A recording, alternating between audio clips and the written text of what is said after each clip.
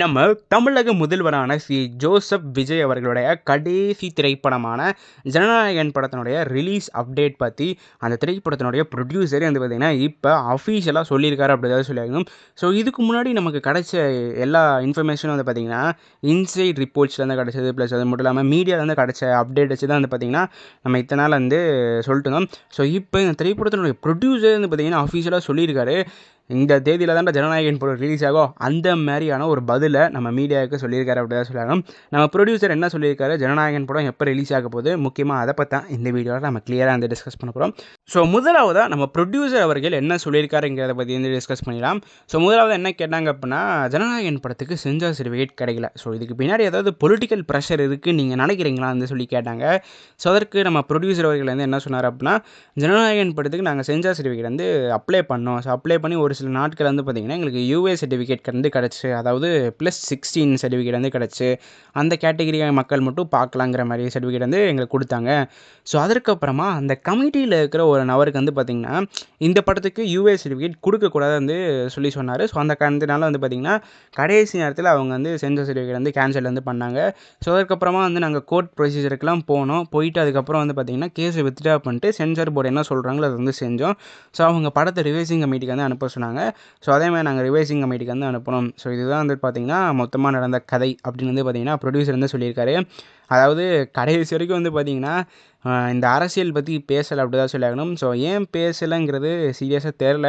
எனக்கு தெரிஞ்சு என்ன காரணமாக இருக்கோ அப்படின்னா, திரும்பவும் நம்ம ஏதாவது பேசி திரும்பவும் வந்து சென்சார் போர்டில் ஏதாவது பிரச்சனை பண்ணி இன்னும் வந்து ஒரு 2-3 மாதம் இவங்க டிலே பண்ணிடுவாங்களோ அப்படிங்கிற ஒரு பயத்தில் பேசாமல் இருந்தாரா இல்லைங்கிறது தெரில.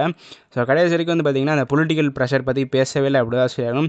ஏன் சொல்கிறேன் அப்படின்னா, இப்போ சாதாரணமாக நம்மள மாதிரி மக்களுக்கே வந்து பார்த்திங்கன்னா இதை பார்த்தாலே தெரியுது இதுக்கு பின்னாடி வந்து ஒரு அரசியல் இருக்குதுன்னு சொல்லி. ஏன்னா யோசிச்சு பாருங்கள், 3 மணி நேரம் ஜனநாயகன் படம், அந்த படத்தில் வந்து எந்த வித வைலன்ஸும் சீனே கிடையாது. ஃபுல் அண்ட் ஃபுல் அவங்க டிவிக்கேவே ப்ரமோட் பண்ணுறாங்க. இது வந்து ரிலீஸ் பண்ணாங்க அப்படின்னா விஜய் அவர்களுக்கு ஒரு மிகப்பெரிய ப்ரமோஷனாக இருக்கும். பட் விஜய் அவர்கள் ஜனநாயகன் படமே இல்லாமல் அவர் முதலமைச்சர் ஆகிட்டார், அது வேறு ஒரு கதை. பட் என்னதான் இருந்தாலும் அந்த காரணத்துக்கான தான் இவங்க படத்தை முடக்கியிருக்காங்கிறது நம்ம மக்களுக்கே வந்து தெரியுது. சும்மா சாதாரணமாக பார்க்குற நமக்கே தெரியுது அப்படின்னா கண்டிப்பாக ப்ரொடியூசருக்கும் தெரிஞ்சிருக்கும். பட் ஒரு சில காரணங்களால் பின்னாடி திரும்ப ஏதாவது பேக் ஃபயர் ஆயிரும் அப்படிங்கிற காரணத்தினால இதை பப்ளிக்காக அவர் வந்து அட்ரஸ் பண்ணாமல் இருந்திருக்காருன்னு நினைக்கிறேன். ஸோ இரண்டாவதாக என்ன கேள்வி கேட்டாங்க அப்படின்னா, நீங்கள் இந்த திரைப்படத்தில் வந்து பார்த்திங்கன்னா விஜய் அவர்களுக்கு டைட்டில் கார்டாக வந்து பார்த்திங்கன்னா முதல்வர் விஜய்னு வைப்பீங்களா சொல்லி வந்து கேட்டாங்க. ஸோ அதற்கு நம்ம ப்ரொடியூசர் அவர்கள் வந்து என்ன சொன்னார் அப்படின்னா, திரைப்படம்ங்கிறது நம்ம வந்து ரசிகர்களுக்காண்டி தான் பண்ணுறோம். ஸோ அதனால் அவங்களுடைய வேண்டுகோளை வந்து முன் வச்சு தான் நாங்கள் வந்து அடுத்தடுத்த முடிவுகள் வந்து எடுப்போம். ஸோ அந்த அடிப்படையில் வந்து பார்த்திங்கன்னா எல்லா ரசிகர்களுக்கும் இருக்கிற ஒரு வேண்டுகோள் வந்து பார்த்திங்கன்னா இப்போ விஜய் அவர்கள் வந்து தமிழகத்தினுடைய முதல்வர் வந்து ஆகியிருக்காரு. ஸோ அதனால் வந்து பார்த்திங்கன்னா இந்த லீகல் ஆஸ்பெக்ட்ஸ் எல்லாமே வந்து பார்த்திங்கன்னா அப்ளிகபிள் ஆச்சு அப்படின்னா கண்டிப்பாக இந்த திரைப்படத்தினோட டைட்டில் கார்டு வந்து பார்த்திங்கன்னா முதல்வர் ஜோசப் விஜய் அவர்கள் இருக்கிறதுக்கான வாய்ப்புகள் இருக்குது அப்படிங்கிறத வந்து பார்த்திங்கன்னா ஒரு ஹிண்ட்டாக நம்ம ப்ரொடியூசர் அவர்கள் வந்து கொடுத்துருக்காரு அப்படி தான் சொல்லணும். ஸோ அது மட்டும் இல்லாமல் வந்து பார்த்திங்கன்னா கடைசி என்ன கேட்டாங்க அப்படின்னா, படம் எப்போ ரிலீஸ் ஆகும் சொல்லி வந்து கேட்டாங்க.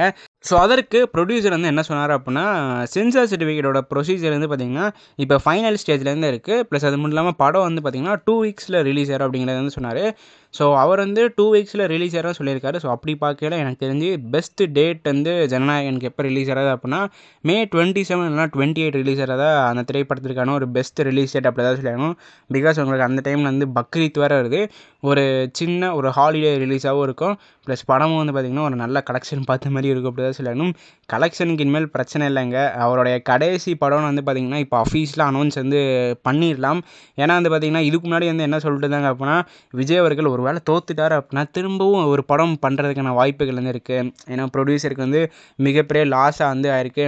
ஸோ அதனால் விஜய் அவர்கள் காம்பன்சேட் பண்ணுற விதமாக இன்னொரு படம் நடிக்கிறதுக்கான வாய்ப்புகள் இருக்குதுன்னு சொன்னாங்க. இப்போ வந்து அவர் துணை முதல்வர் இல்லைங்க, முதலமைச்சராகவே ஆகிட்டார் அப்படி தான் சொல்லிடும். ஸோ அந்த காரணத்தினால வந்து பார்த்திங்கன்னா அவர் கன்ஃபார்மாக சினி இண்டஸ்ட்ரிக்கு வந்து வரமாட்டார்.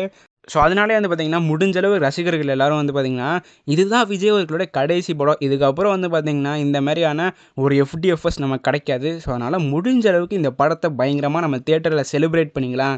இதுக்கப்புறம் இந்த மனுஷனை நம்மளால் சில்வர் ஸ்க்ரீனில் பார்க்க முடியாது, அப்படி பார்த்தாலும் ரீரிலீஸில் தான் பார்க்க முடியும் அப்படிங்கிறத உணர்ந்து ரசிகர்கள் எல்லோரும் பயங்கரமாக செலிப்ரேட் தான் பண்ண போகிறாங்க அப்படி தான் சொல்லணும். ஸோ அதனால் கலெக்ஷனுக்கும் பஞ்சம், ரசிகர்களும் பயங்கரமாக என்ஜாய் பண்ணிடுவாங்க. ஸோ அதனால் இந்த படம் என்னன்னா லீக் ஆனாலும் என்ன பிரச்சனை வந்தாலும் அளவு ஃபேன்ஸ் கொண்டாட தான் போகிறாங்க. இந்த படம் பயங்கரமான வெற்றியை தான் பெறப்போகுது. கான்ஃபிடெண்ட்டாக இருங்க, நல்லதே நடக்கும், வெற்றி நிச்சயம் அப்படிங்கிறதை சொல்லிட்டு இந்த வீடியோ நான் முடிச்சுக்கிறேன். அடுத்த வீடியோவில் சந்திக்கும் வரை நான் உங்கள் NK. நன்றி, வணக்கம்.